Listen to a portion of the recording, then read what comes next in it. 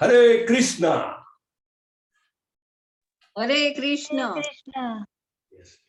સો આ બે ચિત્ર આપણે પહેલા લેવલમાં લીધેલા છે, ટચ કરેલા છે. એટલીસ્ટ ડાબી બાજુનું તો કર્યું જ છે, જમણી બાજુનું મેં એક બેચમાં કર્યું છે, બાકીની 4 બેચમાં નથી કર્યું, એટલે મને ખબર છે.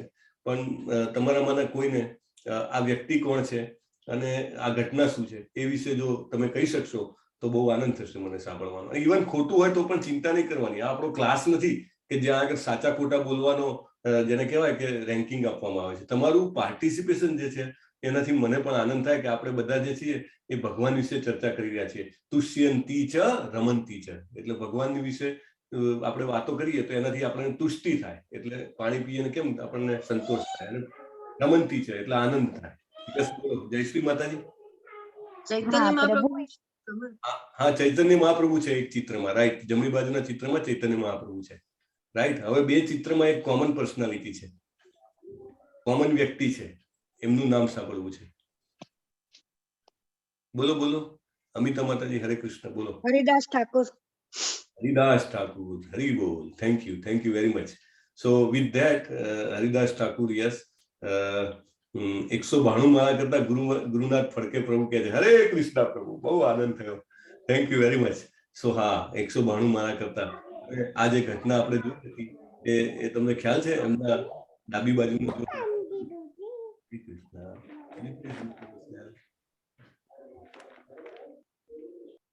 ઓકે. સો ડાબી બાજુના ચિત્રમાં આવે છે કે હરિદાસ ઠાકુર જે છે એમને લોભાવવા માટે જે વરાંગના હોય છે એ મોકલવામાં આવે છે, અને એક રાત, બીજી રાત અને ત્રીજી રાત્રે તો એ વરાંગના પોતે જે છે હરે કૃષ્ણ કૃષ્ણ કૃષ્ણ હરે હરે, હરે રામ રામ રામ હરે હરે કરીને એ પોતે પણ જેને કહેવાય કે ભગવાનનું નામ લેવા માટે, જીવન સમર્પિત કરવા માટે એ તૈયાર થઈ જાય છે. સો આ પહેલું ચિત્ર એ છે. બીજું ચિત્ર જે છે, તમારામાંના જે કોઈ પણ પુરી જવાના હોય અથવા ગયા હોય ત્યારે એમને જોયું હશે તો જગન્નાથપુરીમાં હરિદાસ ઠાકુરની સમાધિ છે, અદ્ભુત. હરિદાસ ઠાકુર જયારે દેહ છોડવાના હતા તો જેવી રીતે ભીષ્મ પિતામાં દેહ છોડવાના હતા તો કોણ આવે છે એમની પાસે? એ કોને યાદ કરે છે? હરે કૃષ્ણ. કૃષ્ણ ભગવાનને. યસ, આટલા બધા લોકો જવાબ આપે એટલે આનંદ થાય. એવી જ રીતે હરિદાસ ઠાકુર જયારે દેહ છોડવાના હોય છે ત્યારે ચૈતન્ય મહાપ્રભુને યાદ આવે છે. ચૈતન્ય મહાપ્રભુ, યસ. અને જેવી રીતે ભીષ્મ પિતામહ ભગવાનની સ્તુતિ કરે છે, એવી રીતે જે હરિદાસ ઠાકુર જે છે એ ચૈતન્ય મહાપ્રભુને જેને કહેવાય કે પોતાના શબ્દાંજલિ અર્પિત કરે છે. અને પછી જયારે એ દેહ છોડે છે તો ચૈતન્ય મહાપ્રભુ જેવી રીતે અત્યારે દેખાય છે ને એવી રીતે એમને ખોળામાં લઈ અને કીર્તન કરે છે, નૃત્ય કરે છે બધા ભક્તોની સાથે.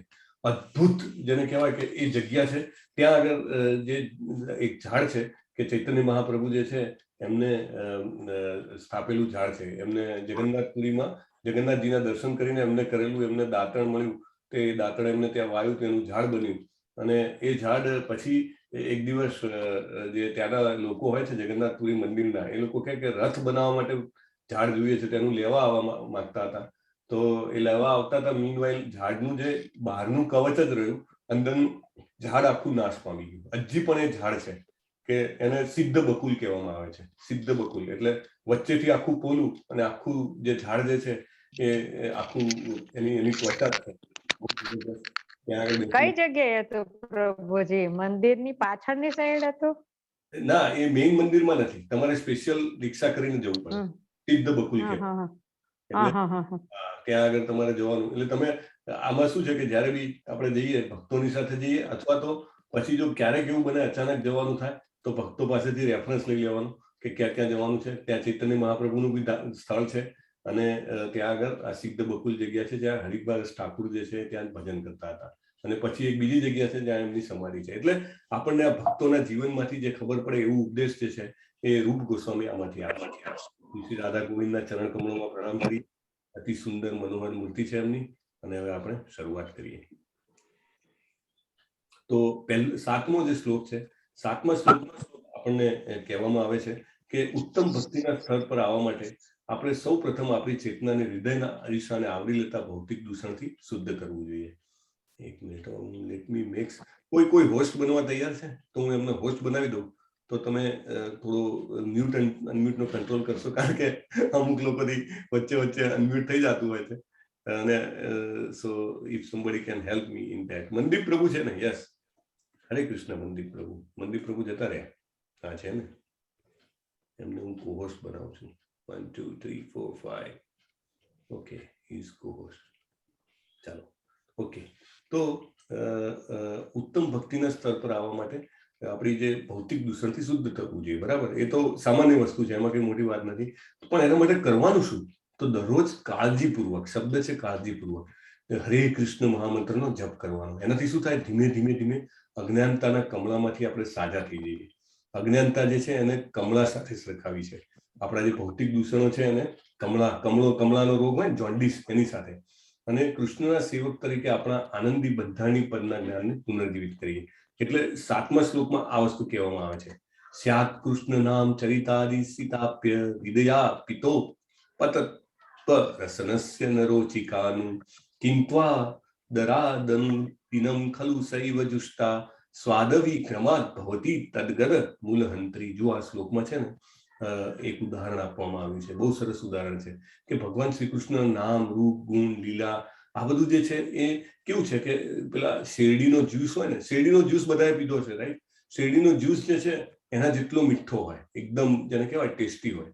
અને પણ જેને જોન્ડિસ થયો હોય, કમળો થયો હોય, એ આ જે મીઠાશ છે એને પીવડાવો ને તો એને કડવો જ લાગે. એ એમ કે આમાં બહુ જ કડવાશ છે.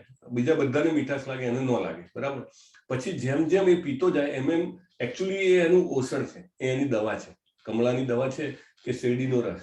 તો એ જેમ પીતો જાય એમ એની તબિયત સારી થતી જાય. અને જેમ તબિયત સારી થતી જાય એમ એને એનો ટેસ્ટ સારો આવવા મળે. જો આ કેવું છે કે કડવાશ લાગે શરૂઆતમાં, પણ એના માટે સારું છે. પછી જેમ પીતો જાય એમ કડવાશ ઓછી થતી જાય, મીઠાશ વધતી જાય. અને એક દિવસ એવો આવે કે એને ટોટલ મીઠો રસ લાગે, ત્યારે એનો એ જોન્ડિસમાંથી એ પૂરો બહાર આવી જાય. રૂપ ગોસ્વામી મહારાજ જે છે, આપણા જે સળ ગોસ્વામીના લીડર, એ એવું કહે છે કે આપણને બધાને આ ભૌતિકતાનો રોગ લાગ્યો છે. અને આ જે રોગ છે એના કારણે આપણને હરે કૃષ્ણ મહામંત્ર કે ભગવાનના સેવાના રિલેટેડ જે કંઈ પણ કાર્ય છે એમાં આપણને અત્યારે ટેસ્ટ નથી આવતું, બરાબર? કે સવારના ઉઠવાનું, ઓ માય ગોડ, સવારે ઉઠવાનું કે બહુ તકલીફ છે, રાઈટ? અને આપણને માળા કરવાની પછી પાછી કે ઓહો, એક માળા આખી 8 મિનિટ સુધી, બહુ મોટી વાત છે. એકચ્યુઅલી લેવલ 2 તો આપણે બધા પાસે કમિટમેન્ટ છે. અને હું હવે તો સાધના ચાર્ટ જોઉં છું, બધાએ બહુ સરસ જેને કહેવાય કે માળા કરે છે. Almost I mean hardly anybody. તમારા બધાને વિનંતી છે, સાધના ચાર્ટ ન ભરતા તો ભરી દેજો ને. કાંઈ તકલીફ હોય તો આપણા વોલેન્ટિયર દિશા માતાજી છે, એમનો સંપર્ક કરજો, એ હેલ્પ કરશે. સો કમિંગ બેક ટુ ધેટ, કે આપણને માળા કરવામાં રસ ના આવે. પણ કેમ નથી આવતી? મને સંસારનો કમળો થયો છે એટલા માટે, મને આ અજ્ઞાનનો જોન્ડિસ છે. પણ જેમ હું હરે કૃષ્ણ મહામંત્ર કરતો જઈશ એમ એ જોન્ડિસની અસર ઓછી થતી જશે, રાઈટ?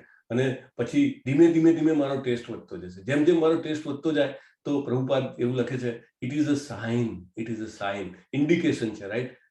કે હવે તબિયત સુધરતી જાય છે. એ પારો જે છે, ટેમ્પરેચરનો પારો ડાઉન આવતો જાય છે. બહુ સરસ એને કહેવાય કે આ જે છે એ ઉદાહરણ આપેલું છે અહીંયા, કે કૃષ્ણનું નામ, રૂપ, ગુણ અને લીલા. નામ એટલે આપણે હરે કૃષ્ણ મહામંત્ર, રૂપ એટલે બહુ સરસ આપણા ઘરે એમની મૂર્તિ, ફોટો જે બી હોય, ફોટો હોય. અને ગુણ એમના કે હા, કેટલા બધા ગુણો છે.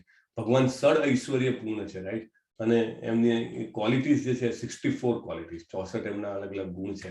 એમની લીલા તો ઓહો, આપણે મથુરાના કારાગારથી ચાલુ કરીએ, વૃંદાવન લીલાથી લઈને આપણે કુરુક્ષેત્રની લીલા અને પછી દ્વારિકાની લીલા અને વોટ નોટ, એટલે એમની લીલાઓ, આ બધું જે છે, નામ, રૂપ, ગુણ, લીલા, એ બધું જે છે એ બધું જે છે એ કેના જેવું લાગે? શરૂઆતમાં આપણને કડવી ગોળીઓ જેવું લાગે, રાઈટ? કે બહુ કડવાશ લાગે. પણ જેમ અજ્ઞાન ઓછું થતું જાય એમ આપણને એમાં મીઠાશ લાગવા મળે, રાઈટ? પછી રોગગ્રસ્ત બનવું એટલે શું? તો રોગગ્રસ્ત જે છે એ 2 પ્રકારના રોગ છે આપણી પાસે.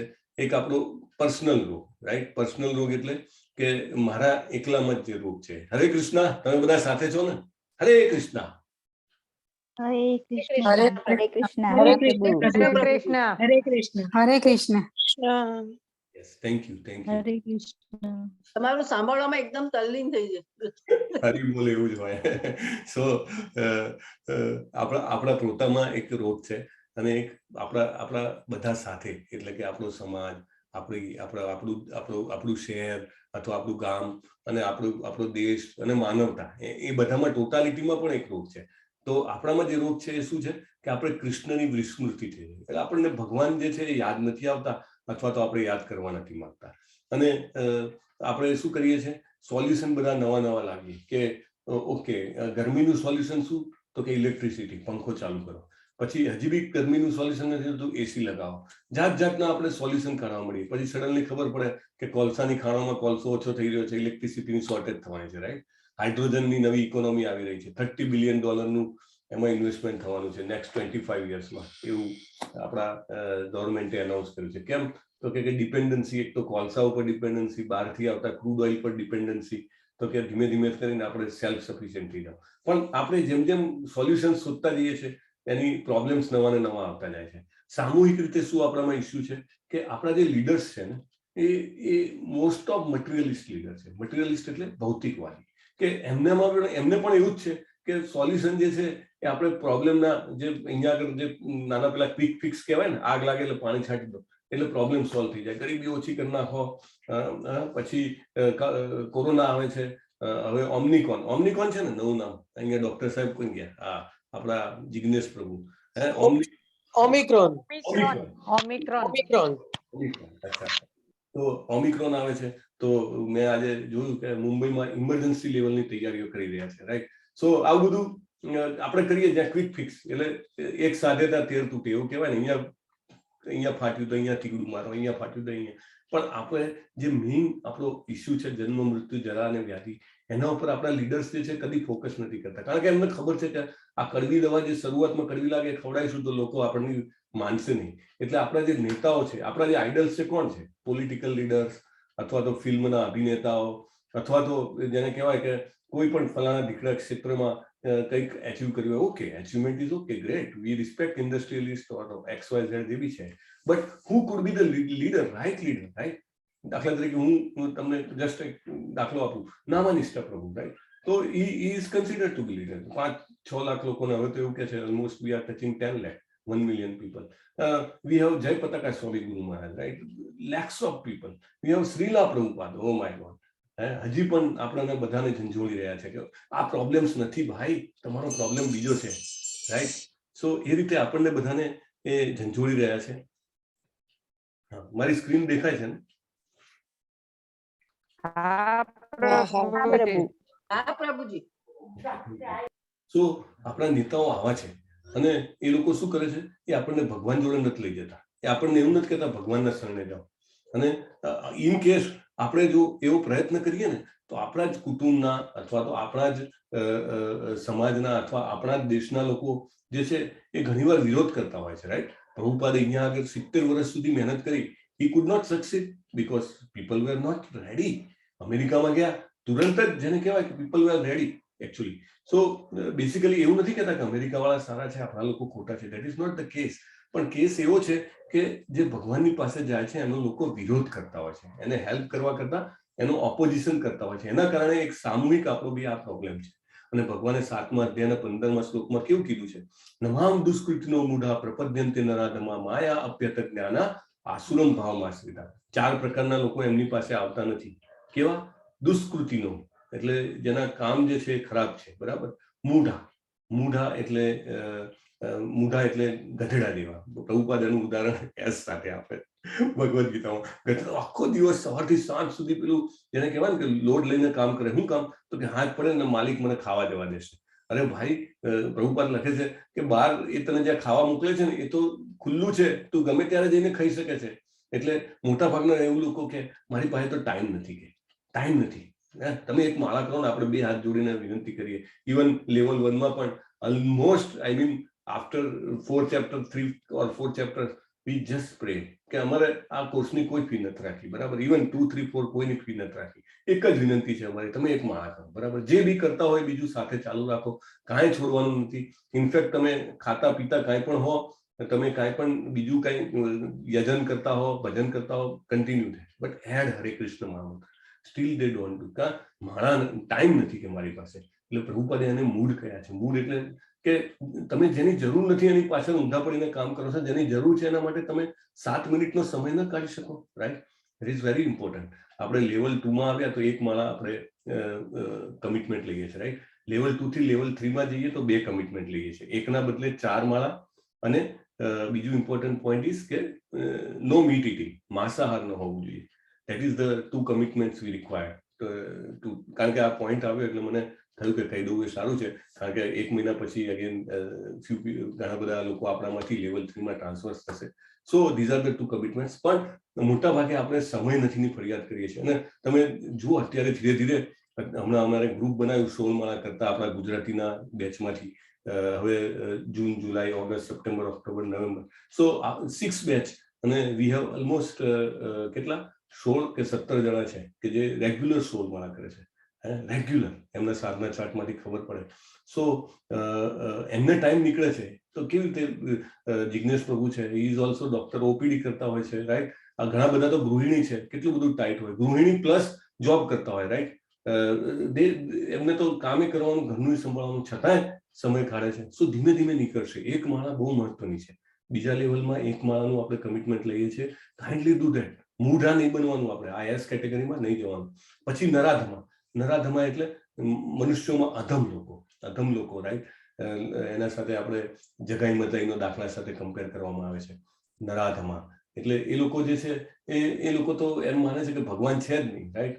એટલે એ લોકો કાંઈ, જેને કહેવાય કે આ જ્ઞાનમાં કે આ રીતે કાંઈ ઇન્વેસ્ટ કરવા નથી માંગતા સમયનું. પછી માયા અપ્યત જ્ઞાન, એટલે એમાં તો હાઈ કેટેગરીના લોકો આવે, વૈજ્ઞાનિકો, ફિલોસોફરો, મોટા મોટા સાયન્ટિસ્ટો, એ બધા એમાં આવે. એ લોકો કેવા કે એ લોકોને એટલું બધું અત્યારના પોતાના જ્ઞાનને કારણે એમને એટલી બધી સુખ સાહેબી મળી હોય તો એમને પોતાના જ્ઞાનનો એક ગર્વ હોય. અને એ ગર્વ જે છે એના કારણે એમને એમ છે કે ના ના ના, બધું જ જે છે કેલ્ક્યુલેટ કરી શકાય, બધું જ જે છે એસ્ટાબ્લિશ કરી શકાય. એટલે એ લોકો જે છે ભગવાન પાસે આવતા નથી. અને છેલ્લા છે આસુરમ ભાવ માશ્રિતા, આસુરી પ્રકૃતિના લોકો, રાઈટ? કે જે છે દુષ્ટ લોકો જેને કહેવાય, કે જે ખોટું જ કરવામાં રહ્યા છે ને એમને એવું છે કે શરીર ગયા પછી કશું છે નહીં, તેવા લોકો એમના શરણે આવતા નથી. તો દુઃખનો સ્તોત્ર શું છે? શું કામ આપણને દુઃખ થાય છે? તો બહુ સરસ રૂપ ગોસ્વામી મહારાજ સમજાવે છે કે ખરું દુઃખ છે એ હૃદયમાં છે, બરાબર? હૃદયમાં રહેલો જો ખોટો અહંકાર છે એ ખોટું, એ આપણું મોટું દુઃખ છે. અને એ અહંકાર જે શું કરે છે કે મારી જે આઈડેન્ટિટી છે ને એને સંતાડી રાખે છે.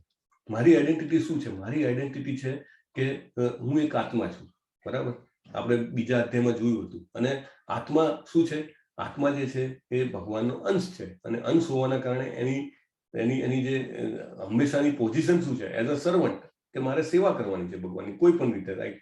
લાઈક ઘણા બધા લોકો ભક્તિ વૃક્ષામાં સેવા કરે છે, ઘણા બધા લોકો માળા કરીને સેવા કરે છે, ઘણા બધા લોકો જે છે બુક ડિસ્ટ્રીબ્યુશનમાં સેવા કરે, જાત જાતની સેવાઓ છે, બરાબર? વોલેન્ટિયર સર્વિસમાં સેવા કરે, તમારા જેને કહેવાય તમારી જે ધન જે છે એ મંદિર નિર્માણમાં આપીને સેવા કરે. તો એવી સેવાથી શું થાય છે કે આપણે આપણી કનેક્શન જે છે સેવક તરીકેનું એ એસ્ટાબ્લિશ કરીએ છીએ. પણ મારામાં અહંકાર હોય તો એ મને અવિદ્યા જે છે ખોટી માન્યતાને કારણે મને એવું પકડી રાખે કે હું આ શરીર છું. એટલે મારે વારે વારે મારા આત્માને ઝંઝોળવો જોઈએ, રાઈટ? ભગવાને પણ કીધું છે કે જન્મ મૃત્યુ જરા વ્યાધિ દુઃખ દોષાનું દર્શન, રાઈટ? ભગવદ્ ગીતામાં કીધું. વારે વારે મારે યાદ કરવું જોઈએ કે જન્મ મૃત્યુ, બુઢાપો અને આ જે વ્યાધિ માને ડિસીઝ, એમાં તકલીફ છે. હું યાદ કરું તો ધીમે ધીમે ખબર પડે કે હું આ શરીર નથી. એટલે ખોટો અહંકારને કારણે હું આ યાદ કરું છું. તો દુઃખ દૂર કરવા માટે શું કરવું? તો ભગવાનના પવિત્ર નામનો જપ. પવિત્ર નામનો જપ કરીએ તો ધીરે ધીરે શું થાય કે મારી જે આ જે અજ્ઞાન છે, મારું મિથ્યા અહંકાર છે, સ્લોલી જવા મળે. અને બહુ સરળ અને ફાયદાકારક, સિમ્પલ, રાઈટ? સિમ્પલ. દરેક વસ્તુ સિમ્પલ હોય ને એટલે લોકોને એવું લાગે કે સિમ્પલ વસ્તુની વેલ્યુ નહીં. આમ ઓક્સિજન આપણને આટલો બધો મળે છે તો કે કાંઈ વેલ્યુ નહીં. અને પેલો કોરોનામાં હોસ્પિટલમાં હું ગયો હતો, 2 લીટરનો ઓક્સિજન ચાલે તો એનું મોટું બિલ ફાટે. ઓક્સિજન વાળા બેડની પર ડે રેટ અલગ હોય. માફ કરજો જિગ્નેશ પ્રભુ, ધીસ ઇઝ જનરલ એક્ઝામ્પલ. સો એટલે એ ઓક્સિજનની મને વેલ્યુ નથી, રાઈટ? સૂર્યપ્રકાશ મને મળે એની વેલ્યુ નહીં, પાણી મને મળે મને કોઈ વેલ્યુ નહીં. પણ એવી જ રીતે ભગવાનનું નામ છે એ એકદમ સરળ છે અને ફાયદાકારક છે, પણ આપણને એમાં ઈચ્છા નથી હોતી. મન અને હૃદયને બધી જ ગેરસમજોથી શુદ્ધ કરી શકે અને ધીમે ધીમે જો આપણી ચેતના શુદ્ધ થાય તો ભૌતિક રોગથી પણ કાંઈ નુકસાન થાય નહીં. સો પવિત્ર નામ જે છે એ જેને કહેવાય ને કે પેલા પારિતોષ જેવું છે, મણી જેવું છે, તમામ ઈચ્છનીય વસ્તુ આપી શકે છે. એટલે એકચ્યુઅલી તો જપ કરતા હો ને તો ખાસ એ બી ધ્યાન રાખવાનું કે મનમાં શું ઈચ્છાઓ આવે છે. કારણ કે શું થાય, જે ઈચ્છાઓ આવે ને એ પૂરી થઈ જાય. મને નામાનિષ્ઠા પ્રભુનું વાક્ય બહુ યાદ આવે, બહુ સરસ એમને કીધું હતું કે you earn lot of spiritual credits.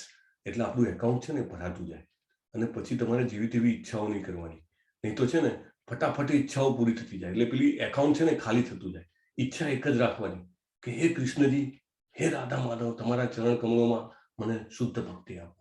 અને બીજી કોઈ ઈચ્છા કરું ને તો મારી ઈચ્છા પાસ ના કરતા, અપ્રૂવ ના કરતા. નામનિષ્ઠા પ્રભુએ કીધું કે નહીં તો છે ને ફટાફટ ઈચ્છાઓ બધી શું થાય, સેન્કશન અપ્રૂવ, સેન્કશન અપ્રૂવ. એટલે પેલું જે ક્રેડિટ બેલેન્સ થતું હોય ને પછી ડાઉન થતું જાય. એટલે એવું કરવું નહીં. પણ જપ કરતા વખતે શું છે કે આપણે બને ત્યાં સુધી ભગવાનની, જો આ શીલા પ્રભુપાદનો ફોટો કેવો છે, એકદમ તન્મયતાથી કરે છે ને, વેરી નાઇસ.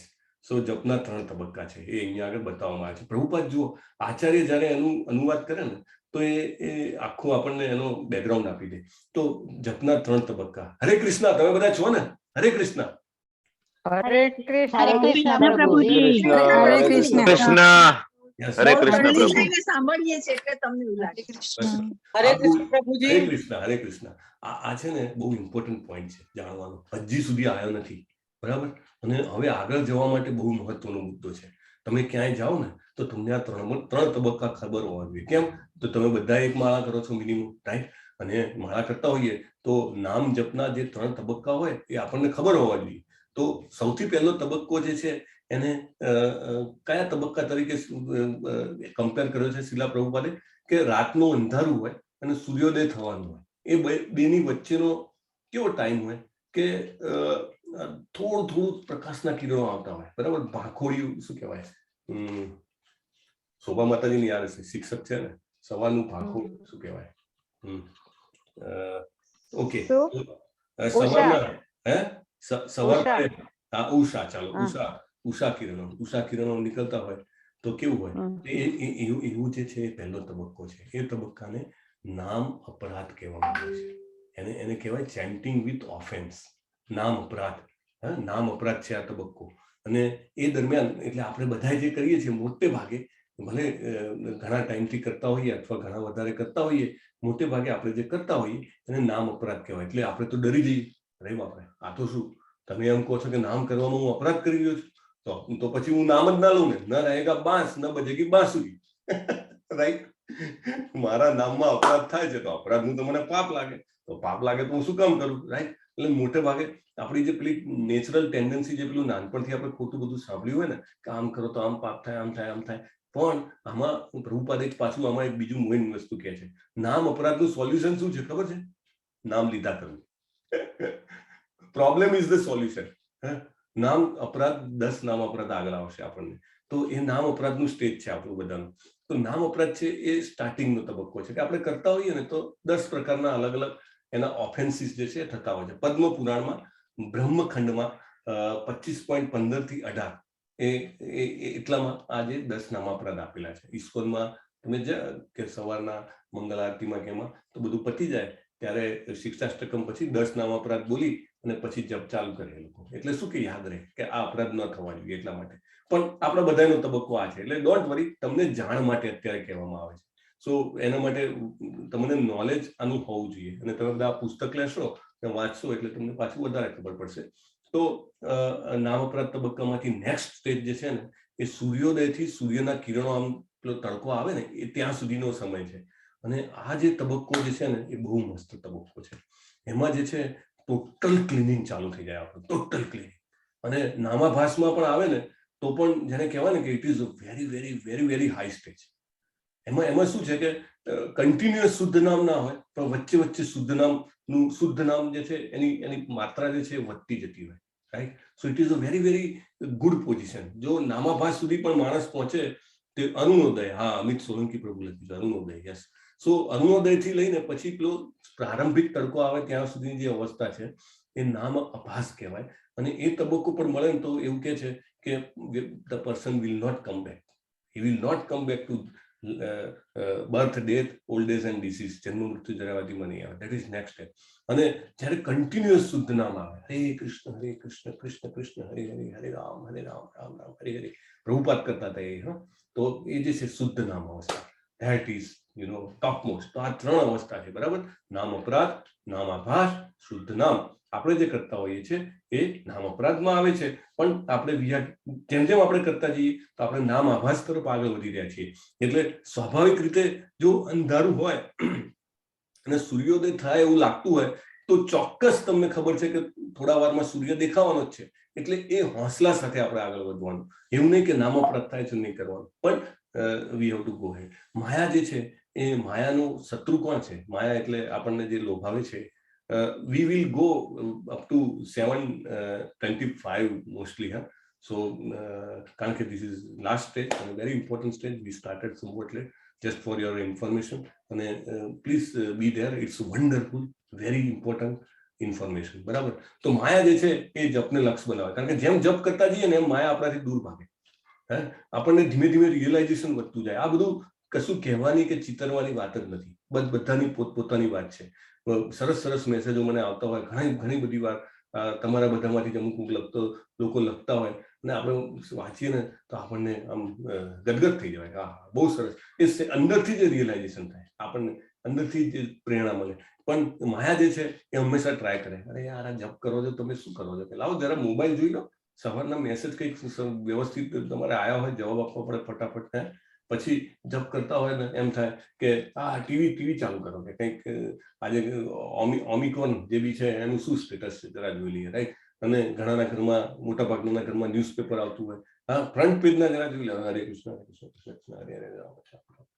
અથવા તો આપણે માળા કરતા હોઈએ અને કોઈ કંઈક કરતું હોય તો કહેવાની ઈચ્છા થઈ જાય, અરે ભાઈ આમ ન કરાય, રાઈટ. So like that. તો માયા જે છે એ આપણને વિચલિત કરવા માટે પરવાનગી આપે છે. ઘણી વાર તો એમ કે બાજુ મૂકો, ચલો 2-4 કામ પતાવી દઈએ, રાઈટ. અને પછી આવું જ છું, મારે કરવાના જ છે, મારે બીજું કામ શું, મારે તો જપ જ કરવા છે. તો માયા જે છે એ ઉઠાડવા માટે કરે, પણ વી have to be very very focused, right. તો પવિત્ર નામના 10 નામ અપરાધ છે. એ 10 નામ અપરાધ પદ્મ પુરાણમાં જે આપેલા છે એ ક્વિકલી તમને કહી દઉં છું, રાઈટ. પહેલો નામ અપરાધ છે કે ભગવાનના નામનો પ્રચાર કરવા માટે જેણે પોતાનું જીવન સમર્પિત કર્યું હોય એવા ભક્તોની નિંદા કરીએ આપણે તો એ નામનો અપરાધ થયો ગણાય. એટલે દાખલા તરીકે શ્રીલા પ્રભુપાદ છે, રાઈટ. શ્રીલા પ્રભુપાદ આખું જીવન એમને હરે કૃષ્ણ મહામંત્રનો બધાને ફેલાવવા માટે એમને વાપર્યું, બરાબર. એમની નિંદા ન કરાય. એવી જ રીતે એમના નીચે જે બીજા બધા ભક્તો છે, રાઈટ. જયપતાકા સ્વામી ગુરુ મહારાજ છે, મનિષ્ઠા પ્રભુ છે, સો મેની પીપલ, લાખો લોકો એમ આપણને લાગે કે જેમણે પોતાનું જીવન સમર્પિત કર્યું છે, એમનો આપણે કદી નિંદા ન કરવી. તો આપણે આ નામ અપરાધમાંથી છૂટી શકીએ. અને ક્યારેક માળા કરતા કરતા એમ થાય કે મને ચોટતું નથી તો હું વિચારું કે મેં કંઈ અપરાધ કર્યો કાલે તો એના કારણે આવું થયું, રાઈટ. એવી રીતે આપણે વિચારવું જોઈએ. બીજું કે બીજા બધા જે દેવી દેવતાઓ છે, ઇન્ક્લુડિંગ શિવજી મહારાજ છે અથવા તો બ્રહ્માજી જે છે, એ બધા દેવોના જે નામ છે એને જે આપણા હરે કૃષ્ણ મહામંત્ર જે છે, જે વિષ્ણુનું નામ છે, એમનાથી સ્વતંત્ર નહીં ગણવાના, રાઈટ. એમનાથી સમાન નહીં ગણવાના. કારણ કે આ જે છે વસ્તુ એ ટ્રાન્સેન્ડેન્ટલ છે, રાઈટ. એટલે દિવ્ય જે છે. એટલે આપણે એમને બહુ જ માન કરીએ છીએ, રાઈટ. બહુ જ માન કરીએ છીએ કે વૈષ્ણવ આ નામ યથાશંભુ, બરાબર.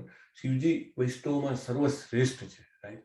વી respect by heart, we respect, but at the same time we should understand કે ઇટ ઇઝ નોટ સેમ. ઘણા બધા મિશન્સમાં અને ભગવાનની જે કહો કે ઈચ્છાથી કે જેના કારણે મને આગળ થોડો એક્સપિરિયન્સ છે કે જેના કારણે મને એવું જાણવા મળ્યું કે એવું કે કોઈ બી નામ લઈ લ્યો ને ભાઈ, બધાય નામ સરખા જ છે. આપણે બધાય નામને રિસ્પેક્ટ કરીએ છીએ, બરાબર. અને જે કંઈ પણ ભાવના હોય એને પણ રિસ્પેક્ટ કરીએ છીએ, ખૂબ આદર કરીએ છીએ. પણ બ્રહ્મપુરાણમાં જે લખ્યું છે અને જે 10 નામ અપરાધમાં છે એમાંનો આ બીજો અપરાધ છે, right. It is not equal. We should understand. બધાને કહેવાની કાંઈ જરૂર નથી, પણ જ્યારે આપણે આટલા આગળ આવ્યા હોઈએ, વાંચતા સમજતા લેવલ 2માં આપણે ડિસ્કશન થતું હોય we must understand it is higher, right? Nothing is equal to or above, એટલે એનાથી સરખું કે એના ઉપર કાંઈ નથી. હરે કૃષ્ણ મહામંત્ર ઇઝ અ ટોપ, બેસ્ટ. અને એની નીચે ત્રીજો છે આધ્યાત્મિક ગુરુના આદેશનો અનાદર કરવો, રાઈટ? એટલે આપણે ગુરુએ જે આદેશ આપ્યા હોય અને આપણે મનોમન જે આપણે નક્કી કર્યું હોય એને આપણે આદેશનો અનાદર ન કરવો જોઈએ, રાઈટ? આપણે વી મસ્ટ ફોલો ધેટ. ચોથું, વૈદિક સંસ્કરણના અનુસંધાનમાં ગ્રંથો અથવા શાસ્ત્રોની નિંદા કરવી. માઇથોલોજી છે આ તો, અંગ્રેજો કહીને ગયા છે. માઇથ એટલે શું? માઇથ એટલે અસત્ય અથવા તો જેને કહેવાય ને ભ્રમણા, અને માઇથોલોજી એટલે ભ્રમણાવાળી. તમારા બધા શાસ્ત્રોમાં તો બધા ગપગપાટા માર્યા છે, તમારા શાસ્ત્રોમાં જાત જાતની સ્ટોરી વાર્તાઓ લખી છે. કેમ? તો એમને ખબર જ નથી પડતી કે આપણા શાસ્ત્રોમાં જે વાર્તાઓ લખી છે અથવા તો જે ઘટનાઓનું વર્ણન કર્યું છે એ અલગ અલગ યુગની ઘટનાઓ છે, અલગ અલગ પ્લેનેટ ઉપરની ઘટનાઓ છે, right? It's a different planet altogether. How can you imagine? એટલું તમારું તો 2000 BC ની બિયોન્ડનું જ્ઞાન નથી સાહેબ. 2000 વર્ષ 21મી સદી, બસ, ધેટ્સ ઓલ. અને what we are talking about, આપણો કલયુગ જ 4,32,000 વર્ષનો છે. Imagine what we are talking about. So આપણે વૈદિક ગ્રંથો અને શાસ્ત્રોની નિંદા કદી ન કરવી જોઈએ, રાઈટ? એક આપણો નામાપાત છે. પાંચમું, હરે કૃષ્ણ જાપના મહિમાને કાલ્પનિક ગણવો.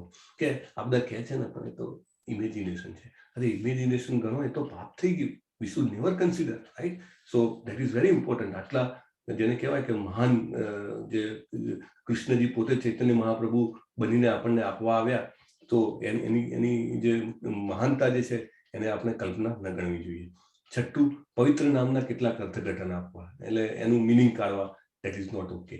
સાતમું, એમના બળ ઉપર પાપ કરવું. એકચ્યુઅલી નામ જપ જેમ કરીએ ને એમ શક્તિ આવતી જાય. આપણે જીભમાં શક્તિ આવે, આપણા શબ્દોમાં શક્તિ આવે, અને એટલા માટે પછી આપણે બોલવાનું બહુ વિચારીને બોલવું જોઈએ. કારણ કે there is a force, in our words. So I should always be conscious, what I am speaking. મારે હંમેશા વિચારવું જોઈએ, કારણ કે અધરવાઇઝ એના ફોર્સથી છે ને પાપ થઈ જાય. સો આપણે એ ન કરવું જોઈએ. બીજું, હરે કૃષ્ણના જાપને આપણે એવું સમજવું કે લાઈક કર્મકાંડમાં કંઈક આપ્યું હોય ને કે આટલા આમ કરી નાખો એટલે આમ થઈ જાય, આ જાપ કરી નાખો અથવા તો આમ કરી નાખો. એના કરતાં બહુ ઊંચી વસ્તુ છે આ. This is transcendental. એટલે પેલું બધું તો છે ને કે સામાન્ય કરન્સી આને તમે ધારો ત્યાં વટાઈ શકો, પણ તમારે વટાવવું ન જોઈએ. આ બહુ જ દિવ્ય ઊંચી વસ્તુ છે જે આપણે એને કર્મકાંડ હારે તો કદી ન સરખાવી જોઈએ, રાઈટ? ઇટ ઇઝ નોટ કર્મકાંડ. નવમી વસ્તુ કે જે વસ્તુ જે વ્યક્તિ નવા હોય ને એને મહિમા ન કહેવી, રાઈટ? આપણે લેવલ 1માં પણ if you have seen, V try to minimise, કે આ કરવાથી આમ થશે આમ થશે આમ થશે. નહીં, વી સે કે તમે આ કરો પ્લીઝ, બસ. કારણ કે એનો મહિમા કહેવો ને એ ઇટ્સ નોટ કરેક્ટ. જે વ્યક્તિના હજી એને શરૂઆત નથી કરી અને હજી એટલી બધી શ્રદ્ધા નથી કરવી, એને આપણે એનું મહિમાનું ગાન નહીં કરવાનું. જસ્ટ એ કરશે ને તો ઓટોમેટિક. આ તો એવું છે ને કે ફિલિંગ થાય જ, રાઈટ? આપણે ગરમીમાં બેઠા હોઈએ તડકામાં તો ઓટોમેટિક ગરમી લાગવાની જ છે ભાઈ. એકવાર ચાલુ તો કરો, હરે કૃષ્ણ કૃષ્ણ કૃષ્ણ હરે હરે, હરે રામ રામ રામ હરે હરે. ઘરમાં, મિત્રોને, આપણા સગા સંબંધીઓમાં, જ્યાં કંઈ પણ તમને એવું લાગે ક્યાંક કોઈને ઇન્ફ્લુઅન્સ કરી શકાય, બીજું કાંઈ કહેવાની જરૂર નથી કે ભાઈ તું એક માળા કર, બસ. પછી તું એની જાતે જ એને પછી આગળ જેને કહેવાય ને કે પ્રેરણાનો સ્ત્રોત ખુલી જશે. એને ખબર પડે કે હા, હું ક્યાંક જઈ રહ્યો છું, મારી જર્ની ચાલુ થઈ ગઈ છે, રાઈટ? એટલે મહિમા કહેવાની જરૂર નથી. That is one. પછી આટલું બધું સમજ્યા પછી આપણને પૂર્ણ શ્રદ્ધા ના રહે જપમાં, અને આપણને બહુ જ ભૌતિક આસક્તિ રહે, અને આપણે બેદરકાર રહીએ જપ કરતી વખતે, તો એ પણ એક અપરાધ ગણાય છે. આ અપરાધ જે છે એ જેને કહેવાય કે ઇટ હેપન્સ, પણ slowly we have to come out of it. ધીરે ધીરે કરીને આપણે એમાંથી જરૂર બહાર આવી શકીએ છીએ, કારણ કે એનું અસર એક જ છે, રાઈટ? એનું અસર એક જ છે, એની દવા એક જ છે. તો ધીસ આર ધ 10 ઓફેન્સીસ. અને કૃષ્ણના પ્રેમને પ્રાપ્ત કરવા માટે એનાથી આપણે જેને કહેવાય કે સજાગ રહેવું જોઈએ. ભક્તિના 9 તબક્કા આપણે જોયા હતા. શ્રદ્ધા હોય ને થોડી તો માણસ લેવલ 1માં આવે, રાઈટ? અને સાધુ સંગ એટલે દાખલા તરીકે મને તમારા બધાનો સત્સંગ મળી રહ્યો છે, રાઈટ? કેવું સરસ આપણે ચર્ચા કરી રહ્યા છીએ. તો એ આપણે એકબીજા સાથે જે સત્સંગ લઈ રહ્યા છીએ એ બીજું સ્ટેપ આવી ગયું, રાઈટ? શ્રદ્ધા હોય તો પહેલા તો આવવાની ઈચ્છા થાય. લેવલ 1માંથી લેવલ 2માં ઇટ ઇઝ ઓલ ધીમે ધીમે અમારી શ્રદ્ધાનો પાયો વધતો જાય તો મને એમ થાય ના ના હજી એક પગલું આગળ વધુ, હજી એક પગલું આગળ વધુ, અને પછી એમ થાય હવે તો દોડવા જ માંડવું, રાઈટ? જેવી રીતે 1 માળા, 4 માળા, 8 માળા, 16 માળા, રાઈટ? હમણાં ગુરુનાથ પ્રભુએ લખ્યું 32 માળા. આપણા અમારી સાથે માયાપુરમાં આવેલા એક રશ્મિ માતાજી આવેલા, તો she does 64 rounds every day, અને in between four months she did 100 rounds. અને એ કોણ છે ખબર છે? એ સહ્યાદ્રી એન્જિનિયરિંગ કોલેજ બહુ ફેમસ છે બેંગ્લુરુની. ઇન્ફોસિસ ત્યાંથી બસો ભરીને એન્જિનિયર લઈ જાય છે. એ કોલેજના એ ડીન છે. બોલો, so young, she may be in the 25-30 years, બરાબર, બટ સો પાવરફુલ. અને એમને કહી દીધું એમના પ્રિન્સિપાલને, I will come for 4 hours only, હું 4 કલાક માટે જ આવીશ, મારે જપ કરવાના હોય. અને સીધસ, અને પ્રભુપાદે આમાં તમે વાંચજો, આપણી જે બુક છે ને ઉપદેશામૃત, એમાં આમાં ભાવાર્થમાં બહુ સરસ આપ્યું છે. હું જેટલી વાર વાંચું ને એટલી વાર મને એમાંથી જેને કહેવાય કે કંઈક સરસ એ મળે. આજે પણ ફરીથી મને યાદ આવી ગયું, એમને જે બહુ સરસ લખ્યું છે કે when you take Diksha then you enter into ભજન ક્રિયા. કારણ કે that is the stage, કે ભજન ક્રિયાનો જે આ સ્ટેજ છે ચાલુ થાય, અને અનર્થ નિવૃત્તિ જે છે એની શરૂઆત થાય. અનર્થ નિવૃત્તિ જાત જાતના અનર્થ હોય, પ્રભુપાદે બહુ સરસ સમજાવ્યું છે. મારામાં બહુ બધા અનર્થ હોય, રાઈટ? કામ, ક્રોધ, લોભ, મોહ, મદ, મત્સર માંથી આવેલા અનર્થ, એ બધામાંથી આવેલા અનર્થો જે છે એની નિવૃત્તિ, એનું ઓછું થવાનું ચાલુ થાય. It's a gradual process, right? એવું નથી કે ઇટ મે હેપન ઓવરનાઇટ, કે આજે કર્યું ને કાલે તરત જ ખબર પડી જાય, નહીં. પણ પ્રભુપાદે આ લખ્યું છે, એવું તમને સમજાવું છું. એમને કીધું છે દેન અનર્થ નિવૃત્તિ સ્ટાર્ટ્સ, અને ક્યાં સુધી જાય? ભાવ સુધી જાય. ભાવ થાય એટલે that is the top most, right? તો આ જે 9 તબક્કા છે, ભાવમાંથી પછી પ્રેમ. પ્રેમ જે છે શાશ્વત રહે, પછી તો શરીર કોળિયું બદલાય તો પણ પ્રેમ જે છે શાશ્વત રહે. તો શ્રીલા પ્રભુપાદ સાથે આપણે હવે 8મા શ્લોકમાં પ્રવેશ કરીએ. શ્રી રાધા ગોવિંદના ચરણમાં પ્રણામ કરીએ. અને 8મો જે શ્લોક છે એ જેને કહેવાય કે સ્વયંભૂ ભક્તિ સેવા, અથવા આપણે નેક્ટર ઓફ ડિવોશનમાં વધારે ડિટેલમાં સમજીશું કે રાગાનુગા ભક્તિ શું છે, રાગાનુગા સાધના ભક્તિ શું છે, એના વિશે. પણ બેઝિકલી એમ કહેવાય કે સામાન્ય વ્યક્તિ માટે, આપણા બધા માટે સાધના ઇમ્પોર્ટન્ટ છે. અને સાધના એટલે શું? કે ભગવાનનું જપ કરવાનો અને સાંભળવાનો, એમની લીલાઓને સાંભળવા. અત્યારે બધા આપણે શું કરી રહ્યા છીએ? એમની લીલાઓને સાંભળી રહ્યા છીએ, રાઈટ? અને વિચલિત થયા વિના પોતાનું મન કૃષ્ણ પર સ્થિર કરવું. એટલે ભૂલી જઈએ તો પાછા યાદ કરવાનો ટ્રાય કરવાનો, રાઈટ? આપણે કામ કરતા હોઈએ, ત્યાં આગળ બાજુમાં સરસ આપણે જેને કહેવાય કે ભગવદ્ ગીતા મૂકેલી હોય, અથવા તો સરસ હરે કૃષ્ણ મહામંત્ર લખેલો હોય, થોડા કામ ફ્રી થઈએ તો નજર જાય આપણી, અને તરત આપણને કનેક્શન આવે. હરે કૃષ્ણ. તન્નામ રૂપ ચરિતાદિ સુકીર્તિનાનું સ્મૃત્યો ક્રમેણ રસના મનસી નિયોચ્ય તિષ્ઠન્ન વ્રજે તદ અનુરાગી જનાનુગામી કાલમ નયેદ ખિલ મિત્યુપદેશ સારમ. સમસ્ત ઉપદેશનો સાર શું છે?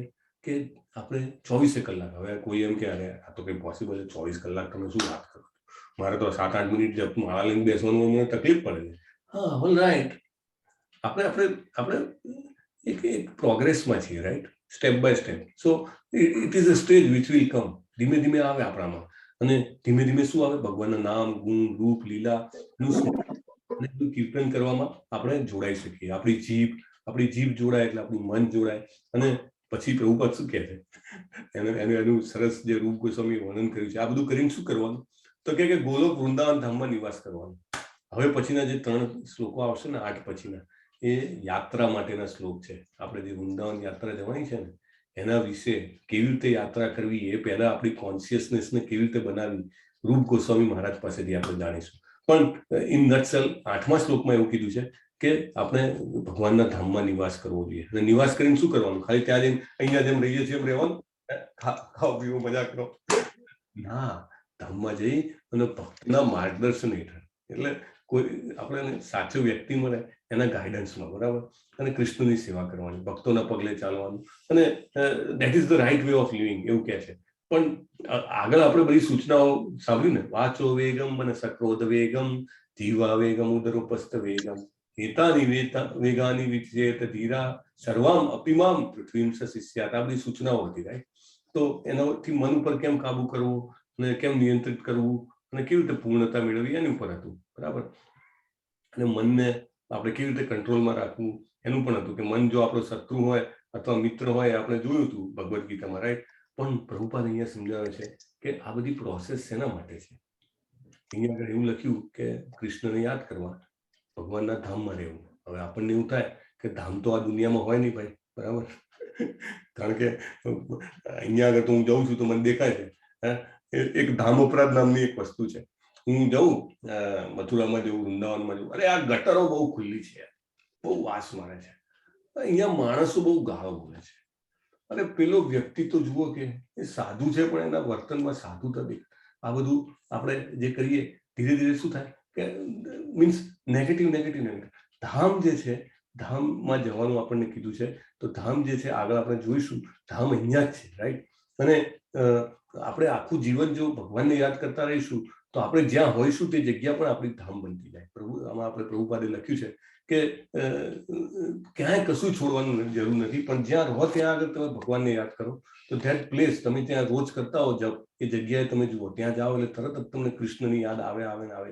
એ જ વસ્તુ તમે જો દાખલા તરીકે ઓફિસમાં માતાજી મને મેસેજ કરે કે આજે 9 માળા સવારે કરી, પછી 2 માળા ઓફિસમાં કરી. ઓફિસની એ જગ્યા પણ ધીરે ધીરે શું થાય, કૃષ્ણનું નામનું આપણને યાદ અપાવતી થઈ જાય. તો એ જે છે એ ધીમે ધીમે ક્યારે કામ લાગશે કે પછી જ્યારે મૃત્યુ સમયે જે છે મને યાદ આવે. That is the top most point. અને મૃત્યુ સમયે જો મને કૃષ્ણ યાદ આવે તો આપણે ભગવાનના ધામમાં જઈ શકીએ, રાઈટ. આપણે ભગવદ્ ગીતાના શ્લોકમાં પણ જોયું હતું કે મન સારામાં સારો મિત્ર છે અને સારામાં સારો શત્રુ પણ છે.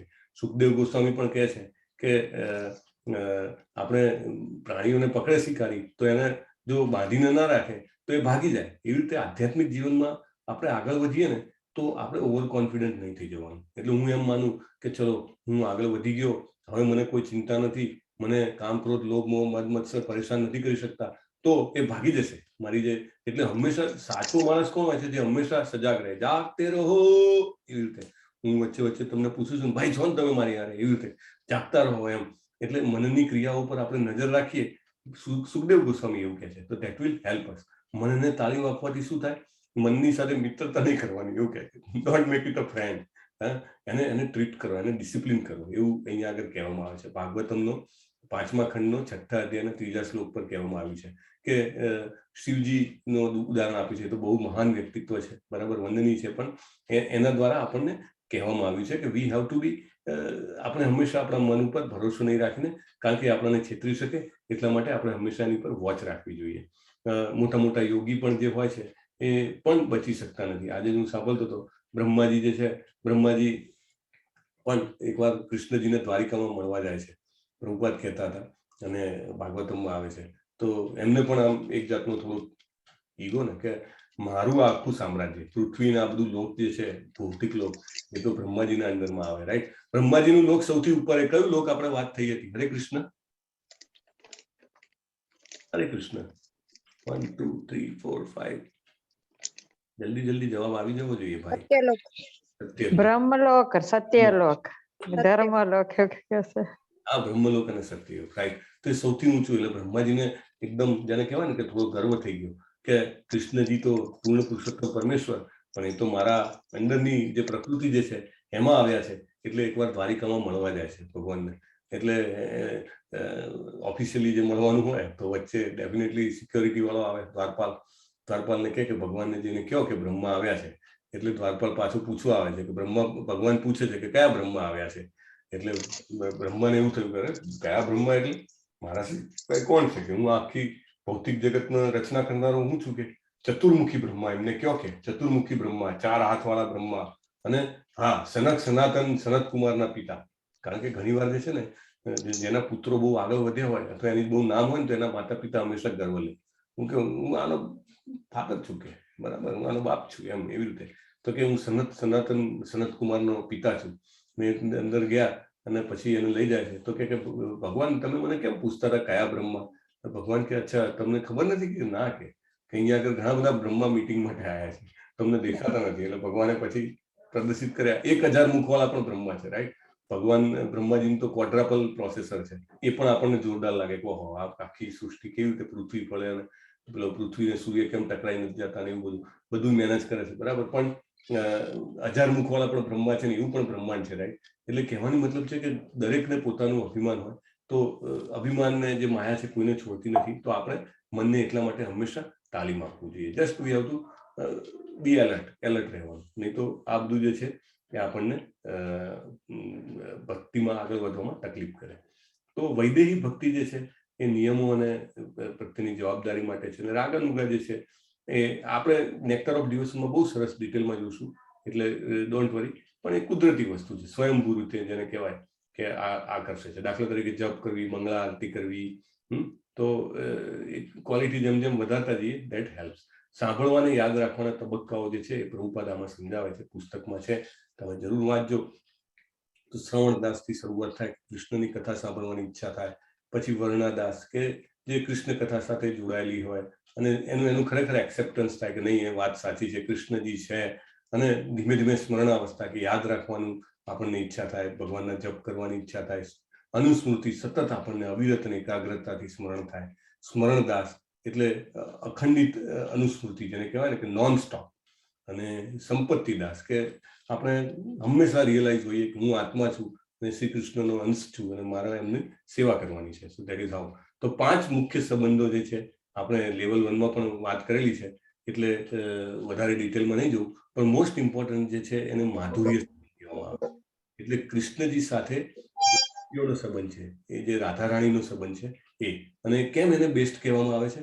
તો એમાં શાંત, દાસ છે, સાખ્ય અને વાત્સલ્ય બધાનો એમાં સમાવેશ થઈ જાય છે, રાઈટ? કૃષ્ણજી માટે કંઈ કરવાનું આવે તો તરત ગોપીઓ તૈયાર હોય, કંઈક સેવા કરવાની આવે તો તૈયાર હોય, એક મિત્ર તરીકે એમને કંઈક આનંદ કરવાનો હોય તો તૈયાર હોય, એક માતા પિતા તરીકે એમની સંભાળ રાખવાની હોય તો તૈયાર હોય, અને વૈવાહિક પ્રેમ માટે પણ હંમેશા તૈયાર. તો એમાં બધા જ જે રસ છે બાકીના 4 એ એમાં આવી ગયા છે. તો આ 5 મુખ્ય સંબંધ છે.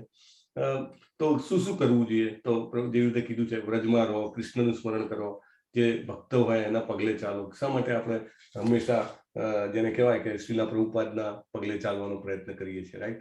શા માટે આપણે જયપતાકા સ્વામી ગુરુ મહારાજ, નામાનિષ્ઠા પ્રભુ, એમના દ્વારા હંમેશા જેને કહેવાય કે આ સમજવાનો પ્રયત્ન કરીએ છીએ? Because that is guidance, right? માર્ગદર્શન આપે આપણને. સેવા કરીએ તો આપણે તીવ્ર રીતે આગળ વધી શકીએ, રાઈટ? અને ધીમે ધીમે we should do it non stop, right? આચાર્યો જે છે, તમે જુઓ આચાર્યની પરંપરા જે છે, તો ઇટ હેપન્સ નોન સ્ટોપ. એટલે ધીમે ધીમે આપણે એને વધારીએ તો આપણને એવું લાગે કે આપણે વ્રજમાં રહી રહ્યા છીએ, બરાબર? આપણું જીભ, મન અને સ્વાદ ત્રણે એમાં આવે. તો આ સાથે હવે 9મો, 10મો ને 11મો ત્રણે જે છે એ વૃંદાવન યાત્રા અથવા તો ધામની યાત્રા, અથવા તો જેને કહી શકાય કે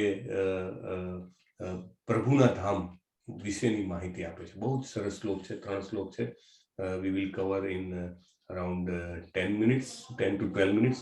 તો એમાં અહીંયા આગળ કહે છે 9મા શ્લોકમાં કે 2 જગત છે, બરાબર? આપણે પેલું એ જોયું હતું ગોલોકચાર, આપણે ભૌતિક જગત જોયું હતું ને દિવ્ય જગત જોયું હતું કે નતું જોયું? હરે કૃષ્ણ.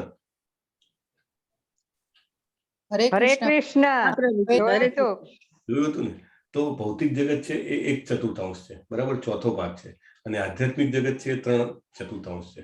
એટલે ભૌતિક જગત કરતા આધ્યાત્મિક જગત 3 ગણું મોટું છે, રાઈટ?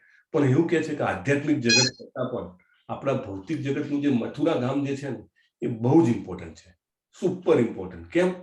તો કે ભગવાને ત્યાં જન્મ લીધો હતો, રાઈટ?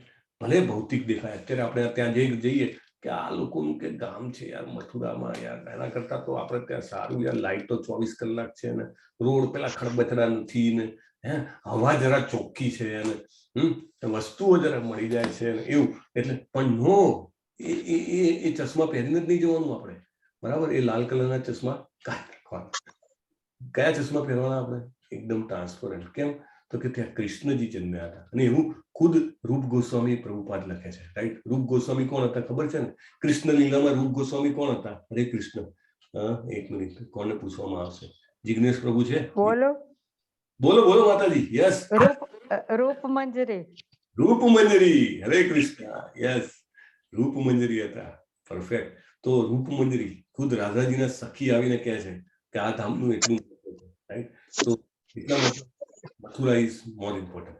મથુરા કરતા એવું કે છે કે વૃંદાવન જે છે એના વનો, વૃંદાવનની જગ્યા બહુ ઇમ્પોર્ટન્ટ છે. પ્રભુપાદ એવું કે છે અત્યારે તો વૃંદાવન એક નાનકડું શહેર છે, બરાબર છે, પણ એ વખતે તો કેટલા 84 દુ 168 કોષની એની પરિસીમા હતી. બધા અલગ અલગ 12 પ્રકારના વન હતા, રાઈટ. એમાં અને ભગવાને ત્યાં આગળ અનેક જેને કહેવાય સુંદર લીલાઓ કરેલી છે. તો એ જે છે એ વૃંદાવન જે છે એ મથુરા કરતા પણ શ્રેષ્ઠ ગણાય. પછી એની આગળ પાછું એક સ્ટેપ વધાર્યું કે વૃંદાવન કરતા પણ ગોવર્ધન પર્વત જે છે ને એ એનાથી પણ શ્રેષ્ઠ ગણાય. કેમ? તો કે ભગવાને પોતાના હસ્તકમળથી એને પોતાની ટચલી આંગળી પર ઉપાડ્યો હતો, રાઈટ. એનું ઇમ્પોર્ટન્ટ એના કરતા પણ વધારે, બરાબર. સ્વાભાવિક છે, કારણ કે ભગવાને ટચ કર્યો હતો એનો અને એને ઉપાડીને 7 દિવસ સુધી રાખ્યો હતા. તો એ તો એનાથી પણ ઇમ્પોર્ટન્ટ. પણ એનાથી આગળ એવું કે છે હવે આ જે વસ્તુ જે છે ને આગળની એ એક્સક્લુઝિવ છે. એક્સક્લુઝિવ ગૌડીય વૈષ્ણવ સંપ્રદાયની એક્સક્લુઝિવ પોઈન્ટ છે આ, જે બીજા કોઈ સંપ્રદાય સમજી શકતા નથી એવું પ્રભુપાદે લખ્યું છે. આપણે બધાએ સંપ્રદાયને ખૂબ જ માન છે, નમન છે, કારણ કે કૃષ્ણના ભક્ત જે છે. પણ પ્રભુપાદ અહીંયા આગળ એક્સક્લુઝિવ પોઈન્ટ આપી રહ્યા છે. So please note it. બહુ જ ઇમ્પોર્ટન્ટ પોઈન્ટ કે ગિરી ગોવર્ધન કરતા પણ રાધાકુંડ જે છે એ સર્વોચ્ચ છે આખા બ્રહ્માંડમાં. એવું કહે છે કે બધા આખા સ્પિરિચ્યુઅલ વર્લ્ડ, મટીરિયલ વર્લ્ડ, ભૌતિક આધ્યાત્મિક જગત બધામાં રાધાકુંડ જે છે સર્વશ્રેષ્ઠ છે, કારણ કે રાધા રાણીનો કુંડ છે. અને રાધા રાણીનો કુંડ હોવાને માટે, કારણ કે રાધાજી કૃષ્ણને એટલા પ્રિય છે, સો રાધાજીનો કુંડ પણ કૃષ્ણજીને એટલો બધો પ્રિય છે, એટલે એ જે છે સર્વશ્રેષ્ઠ જગ્યા છે એવું અહીંયા આગળ 9મા શ્લોકમાં કહેવામાં આવ્યું છે. તો વૈકુંઠ જે છે એ ભગવાનનું સ્પિરિચ્યુઅલ વર્લ્ડ છે, રાઈટ. એ ભૌતિક વિશ્વ કરતા ઉચ્ચ છે, બરાબર, અને ભગવાન એના ઐશ્વર્યમાં છે. પણ વૃંદાવન જે છે એ આપણા જગતમાં છે. અહીંયા સોરી મથુરા જે છે એ આપણા ભૌતિક જગતમાં છે, પણ એ ઇમ્પોર્ટન્ટ છે આધ્યાત્મિક જગત કરતા પણ, કારણ કે ભગવાન ત્યાં આગળ પ્રગટ થયા હતા, રાઈટ. પછી એના કરતા પણ વૃંદાવનના જંગલોમાં કૃષ્ણજીએ કેવી કેવી લીલાઓ કરી છે, રાઈટ. તાલવન, મધુવન, બહુલાવન.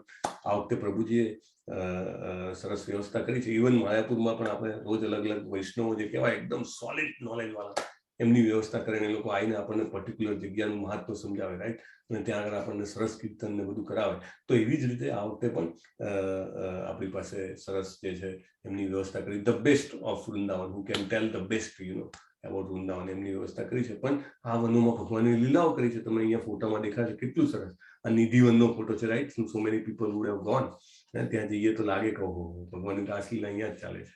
સો પણ એના કરતા પણ ઇમ્પોર્ટન્ટ આ ગિરી ગોવર્ધન પર્વત. 21 કિલોમીટરની પરિક્રમા સવારે ચાલુ કરીએ, એમ લાગે કે કૃષ્ણજી આમ બાજુમાં જ છે. ગોવર્ધન પર્વત આમ બાજુમાં હોય ને આપણે ચાલતા હોઈએ તો એ that is most important, right. પણ એનાથી પણ સુપર ઇમ્પોર્ટન્ટ વોટ, એનાથી પણ સુપર ઇમ્પોર્ટન્ટ છે રાધાકુંડ. આ જે ફોટો છે, એક બાજુ જે છે પેલી બાજુનું તળાવ છે એને શ્યામકુંડ કહેવામાં આવે છે, અને આ જે ચોરસ આ બાજુનું છે એને રાધાકુંડ કહેવામાં આવે છે.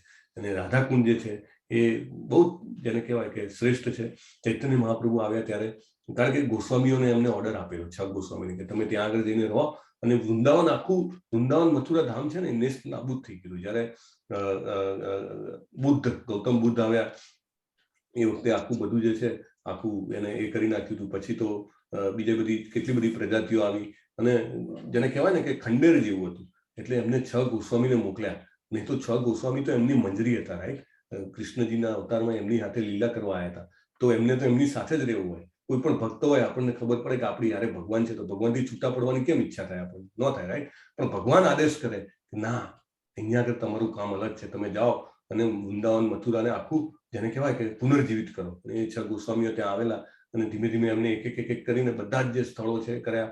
અને આખું વૃંદાવન મથુરા આપણને આપ્યું હોય તો આ 6 ગોસ્વામી આપ્યું. આપણે જન્માંતરથી એમના જે કહેવાય ને કે ઋણી છીએ, કે આપણને આ ધામ આપ્યું છે, રાઈટ.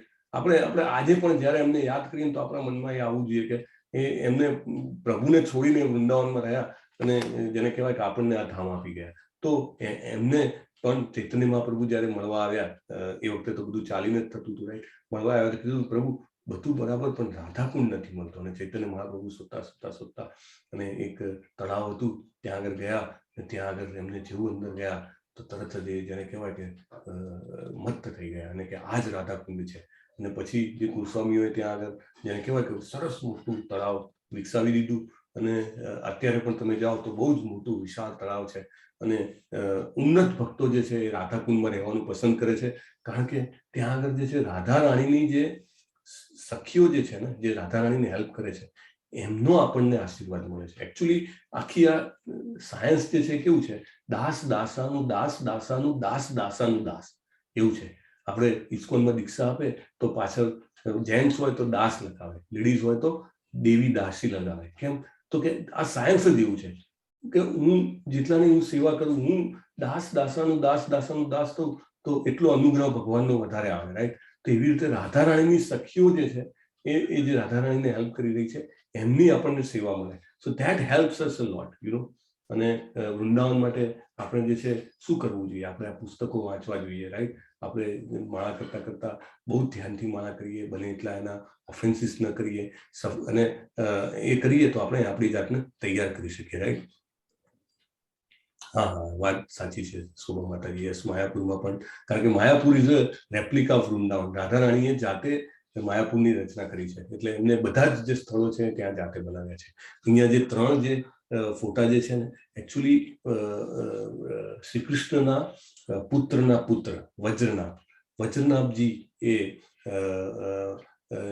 એમની દાદીને અને ઉત્તરા માતાજીને બધાને પૂછીને એમને પ્રભુના જેને કહેવાય કે આર્ચા વિગ્રહ બનાવવાની શરૂઆત કરી.